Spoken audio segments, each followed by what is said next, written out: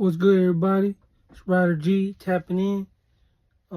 Just want to talk about a couple things, things that have been going on. You know what I'm saying? We got CholoJuan. He went to No Jumper. The first active member from his area to go on No Jumper, and he did a good job. He represented well. He showed everybody how a real one conducts themselves, with respect, and he thinks twice before he speaks. And if he don't know you, if he don't got a problem with you, he's not gonna bash on you. And he showed that when they asked him about the North. He basically said he was locked up with him, did time with him. He seen him, on the yard, putting it down. So he can't sit here and say, F these guys. Because behind the walls, you're cool. So why are you going to be dissing on the street? So that's something else. So I just want to give my hats off to CholoJuan, you know what I mean, for representing well, for the cultura, and, showing respect, bro, and teaching everybody how to conduct yourself and how a real one, how individuals I was busted with, people that I'm used to that have been incarcerated conduct themselves, bro. So I'll give you your flowers, bro, and I wish you all the success. Another thing is Swiftyblue. He's the only one that I've seen recently, as of lately, help out, his community or other communities, brown communities or whatnot. And, he just recently helped out a homeless family and started a GoFundMe and brought attention to their situation, to their unfortunate situation.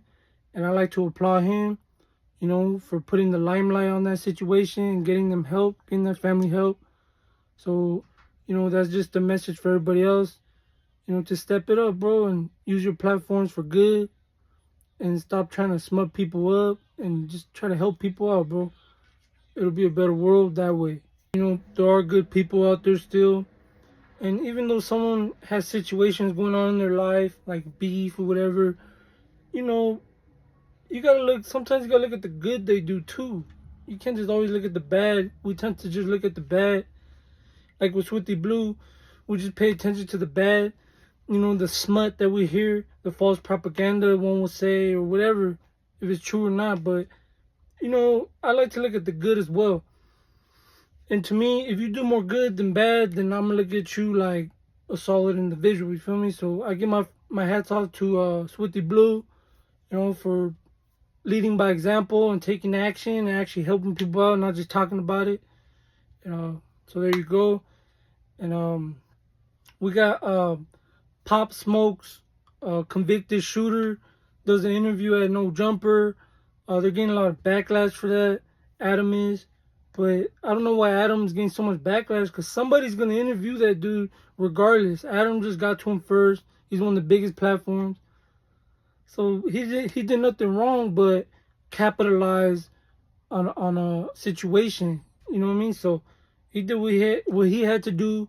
He got to him first. He conducted the interview. Things were said, that, pissed a lot of people off in the East Coast in New York. But that's that. And we'll continue to follow that situation as well as it progresses. And then we got Baldacci, the solidified king of LA, recently dropped Rap Cattle, this Lefty Gunplay, this The Haters World, this Bozo, this all type of cats that claim to be that one. And, he's tired of all the nonsense and he voiced his opinion. And in my opinion, his song was the best out of all of them, and that's just my opinion on that. And we got Lefty Gunplay. He apologized to the brothers, for saying he won't let his daughter date a black man and things like that. And then he came out and said he's not gonna address the North beef, the beef with the North. And then on his new song, he mentions the North. He's F the North. So you're dissing again, but you didn't want to address the situation that you started. And then when they clap back, you're like, oh, no, I'm good. It's over. I'll let the people handle it. And then you turn around and you say F them again. So I don't know what's up with that. that's that. You know, that's what that is. And we also got Hood Stocks, Lucky. Basically says that that one kid that got smacked and got the attention from Swiftyblue, that he helped their family or whatever, that he would have did the same if the kid would have touched his Mercedes, because that's what happened. The kid touched the Mercedes Benz or whatever. The guy got out the car and he hit him, and that's what stirred up, got the attention on his family and got him help. So, but Lucky, I don't know.